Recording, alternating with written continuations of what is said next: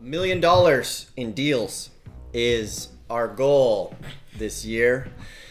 On the Wholesale Daily Show today, we're going to update you on our journey, our progress here to crank out $1 million in fix and flips and wholesales. A little bit of takeaways from that and how you can implement the same tools and tactics we're using in your real estate, whether you're just starting out, you're intermediate, or you're a seasoned pro. We're going to bring you the goods. So my name's Dustin. I'm Josh. I'm Corey. We're the modern REI Wholesale Daily Show. All right. We are very excited to bring to you today some updates from the trenches and just kind of share with you some lessons as we are shooting for $1 million this year. Now, ideally, we'd like to beat that goal. Yep. And if things go well, we should. We should. However, this is the contradiction about setting goals. And this is what it is. Everybody's always saying, like, gotta have big goals, man. Think big. Well, we've thought very, very big before. Extremely In fact, big. we've thought so big that we didn't achieve the goal many, many times over and over and over again. And it was actually, who was it the other day? It was Frank Kern, one of the internet marketers, who said 90% of the time he doesn't reach his goals either, which was kind of comforting because probably 90% of the time we don't reach our goals either. But we still set them. And I think one of the questions that I've asked myself in my personal life is, what do I have to do today to make reaching my goal inevitable? And taking the time to just kind of ask that and prime your mind on it. One of the most useful things that we've actually started doing lately is every day on our team meeting, we rate each other, or we give ourselves a rating on a scale of 1 to 10, and on how we've been doing in the last 24 hours as far as productivity goes, taking us towards our goal. And we got this from Tim Ferriss, where you rate yourself on a scale of 1 to 10, but you can't use the number 7 because it's so easy just to give yourself a 7. And if you take that number out, well, a 6 is definitely no good, and an 8 is pretty good. You can be happy with 8s. So we've been doing that now for probably a year. And there's definitely our share of sometimes 5s and 6s. Yeah. And a lot of the times somebody might not crack an 8 or a 9 for a few days. So what we recently started doing is every day now we end the meeting with, all right, what do we have to do tomorrow to hit a 9? And then we work on that publicly with our team. And it works really good because you can get input from others. And it is making a huge difference to just show up and all of us now be cracking out 9s every day. Mm-hmm. Like the momentum. How do you guys feel so far with that? I feel fantastic with it. I feel like it's working really well. Yeah. And Josh? I think it's super helpful because then you got to take the time to figure out what do I need to do to get to a 9. Mm-hmm. And if you don't know, then someone else on the team can kind of contribute, give feedback. And that's just going to push you to the next level because it is incredibly easy to get on that. Just get into the rhythm of putting out fires, or just staying busy. And we always talk about being busy versus productive. And you want to be productive. It's like the highest value tasks. So it really gets you to think, which is good. And it's really hard, right? Because we get all these things going on and you sit down at your computer and you start doing like your inbox and all your tasks and stuff that's like busy work, but is it really moving you forward? One of the questions to ask, I think I got this, I don't remember who I got it from, but asking yourself, what is the one critical task I can do that will make everything that I'm doing easier or obsolete? And it'll often come down to building systems for what you're doing. So for us, a big part is spent working on our systems, training our people, really coaching them to go to the next level. So all of that kind of comes into our philosophy and our game plan here on what we're doing. So where we are right now, updates, like I said, we want to do 1 million in deals. January really sucked because December we lost all of our momentum from, I don't know what it is about people wanting to, So weird. when New Year's, Christmas comes around, just not want to do anything. They don't realize it affects our business, right? Affects our business. So we're just recovering from that right now, and February is going to be a great month for us. Josh, you want to just do a little rundown on kind of what we're expecting here for February? Yeah, yo. We've got 5 closing. 1, 2, 3, 4, 5. 5 closing in February, and those are going to be fix and flips. So we would have bought those at foreclosure sales. We would have bought them from motivated sellers or cold calling, because we harness the power of cold calling to be on the front lines on everything. And we've got one that we're just doing selling as is. That's going to be in March. So right now we got 6 on the books. We got 3 chilling on the market, and actually one of them, they did a third showing, which is pretty crazy. I feel like you get to the third showing stage, it's kind of getting there to happen. Of the same people? Yeah. Oh, Yeah, so one group went in there for 3 showings. So we got 3 chilling on the market, and we've got 9, I guess, in rehab that we're hoping to pump out in February. So it'd be great to get 9 more of these fix and flips on the market by the end of February. Get these other 3 sold. So we're hoping all 9 will be done by February? Yeah, I mean, that's a little wishful. That would fall into one of those that big goals. not hitting a goal, But that's our goal for sure. One of them we're actually going to just cut the cord on. We decided that it was going to be too much work to try and fix and flip it. So we're just going to cut the cord on that. So it will really be, it should be 4 on the market here in a hot minute.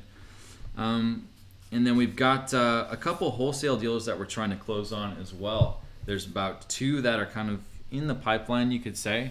And we've got a lot of first home visits here in the next couple of days. So that's kind of what we're moving with. But we've got some crazy stuff in the pipeline. I mean, you got the texting thing going on. So yeah, there's a lot of things we're working on right now as far as following up with homeowners, just contacting them multiple ways. Remember, follow-up is key when it comes to wholesaling and getting these people. Like, we try to follow up at least 12 times within the first, 5 days? we want them to really want to answer our phone number so that they can simply stop the phone from ringing. So within the first 5 days, like, we're text messaging them, we're calling them, just whatever we need to do to get them on the phone to follow through on that first home visit. Because remember, you're spending a lot of money on marketing and lead generation.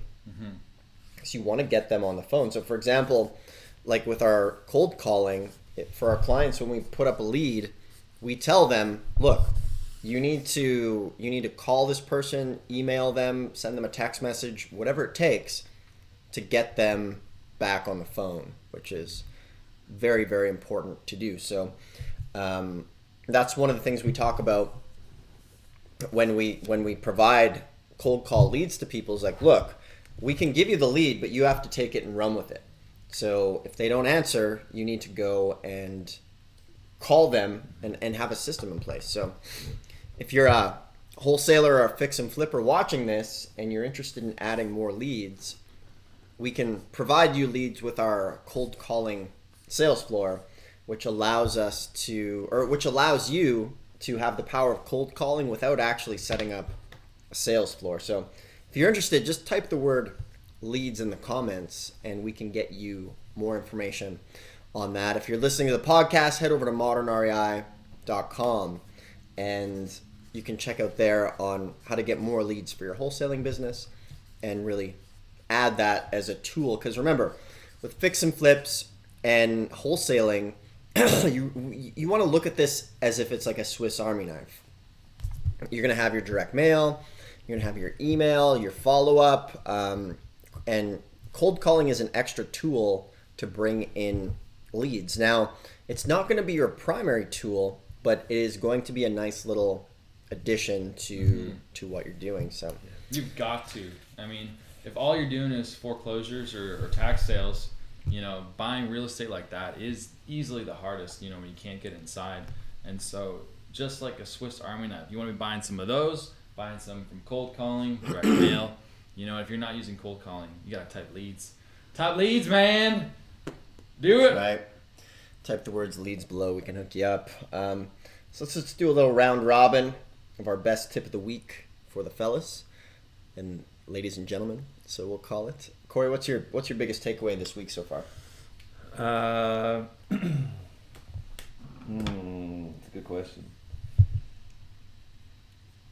I think my biggest takeaway this week would have to be working with our employees in the Philippines and just seeing how much building the team really keeps morale high. We did an episode on virtual assistants back in last week, I think, but just keeping them motivated and keeping them up to date with what's going on in the business and the plans and the fun things that are happening, and also just treating them right.